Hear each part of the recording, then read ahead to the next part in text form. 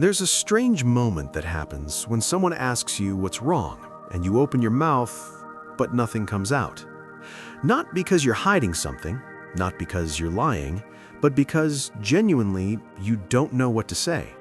Your life looks fine on paper. You function, you show up, you respond to messages, you pay your bills, you're not falling apart. And yet, something feels off. Not broken, not tragic, just hollow. That's where this gets uncomfortable. Because what if the reason you're stuck isn't trauma or fear or lack of motivation? What if the reason you haven't changed is much simpler? What if nothing is wrong with you, and that's exactly why nothing changes? Most people secretly believe change requires pain, a breakdown, a crisis, a dramatic failure, some moment where life finally gives you permission to stop living the way you are. But what happens when that moment never comes? What happens when your life is just tolerable enough to stay in? There's a quiet category of people nobody talks about. They're not depressed, they're not lost, they're not traumatized enough to point at something and say, "That's it, that's why." They wake up, go to work, scroll, eat, sleep, repeat. From the outside, they look stable. From the inside, they feel delayed, like life is paused on a loading screen that never finishes. This is the first uncomfortable truth. Most people don't change because they're in pain. They change because the pain becomes undeniable. And if nothing is wrong with you, the pain stays subtle. It whispers. It never screams. So you ignore it. Let's talk about the first type of person this affects, the functional prisoner. This is someone who can handle life just well enough. They don't love what they do, but they don't hate it either. Their relationships aren't fulfilling, but they're not disasters. Their days blur together, but nothing explodes. They tell themselves, "It could be worse." And that sentence becomes the bars of the cage. Because as long as it could be worse, why risk change? The functional prisoner isn't stuck because they're weak. They're stuck because they're capable. They can tolerate dissatisfaction indefinitely. Their brain adapts, normalizes, numbs. Over time, fine becomes a lifestyle. And here's the trap. Nothing feels urgent enough to act on. So years pass, not dramatically, quietly. Then there's another profile, more dangerous because it looks intelligent, the self-aware staller. This person knows exactly what's happening. They understand psychology. They've watched the videos. They can explain their patterns better than anyone else. They know why they procrastinate, why they avoid commitment, why they feel disconnected. And that knowledge becomes anesthesia, because understanding something feels like progress, even when nothing changes. Self-awareness becomes a substitute for action. They don't move forward, but they feel advanced for noticing why they aren't. They think, "I just need a little more clarity." But clarity never arrives, because clarity doesn't come before movement, it comes after. The self-aware staller isn't blocked by confusion. They're blocked by the illusion that insight equals transformation. It doesn't. Then there's the comfort loyalist. This one's subtle. They don't chase happiness, they chase familiarity. They stay in jobs they've outgrown, relationships that feel predictable, routines that feel safe but dead. Not because they love them, but because leaving would require becoming someone unfamiliar, and unfamiliar feels dangerous. The comfort loyalist doesn't ask, "Is this good for me?"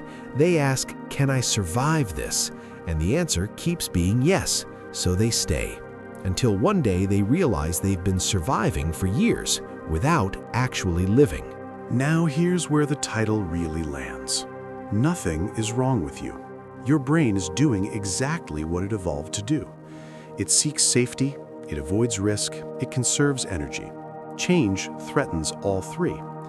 Your discomfort isn't a malfunction. It's a signal you've learned to ignore because it isn't loud enough. You're not broken. You're comfortable enough to stay the same. And that's the most dangerous place a human can be. Because when something is clearly wrong, you move.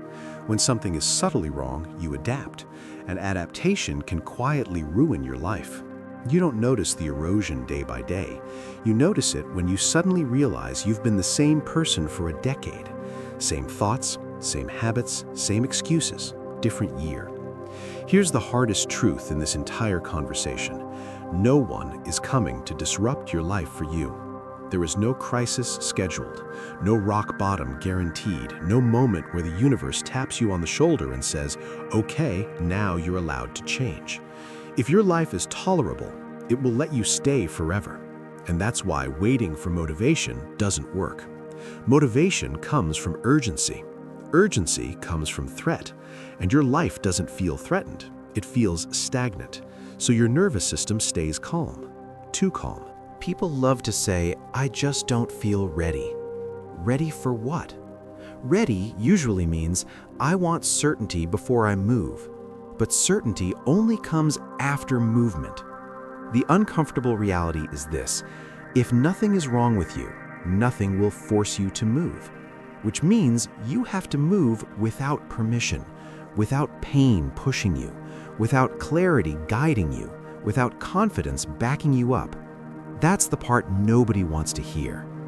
Now pause here for a second.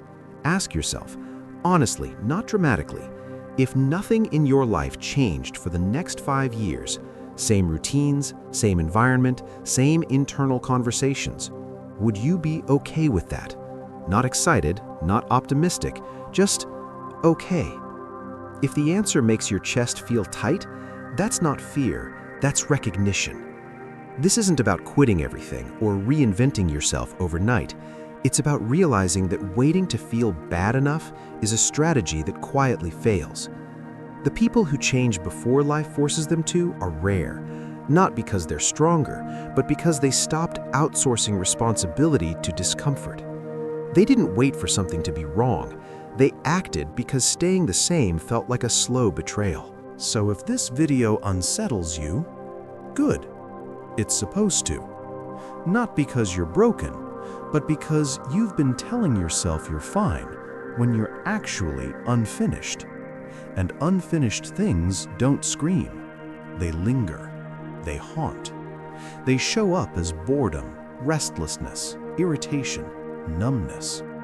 They show up as scrolling longer than you want to, staying longer than you should, waiting longer than makes sense. Here's the quiet conclusion most people never reach. You don't need to fix yourself. You need to stop using "nothing is wrong" as a reason to stay stuck. Growth doesn't start with pain. It starts with honesty. And honesty sounds like this: I could keep living this way, but I don't want to.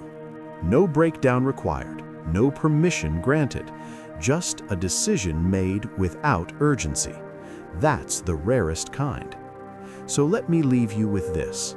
If nothing is wrong with you and nothing changes, how long are you willing to live like that?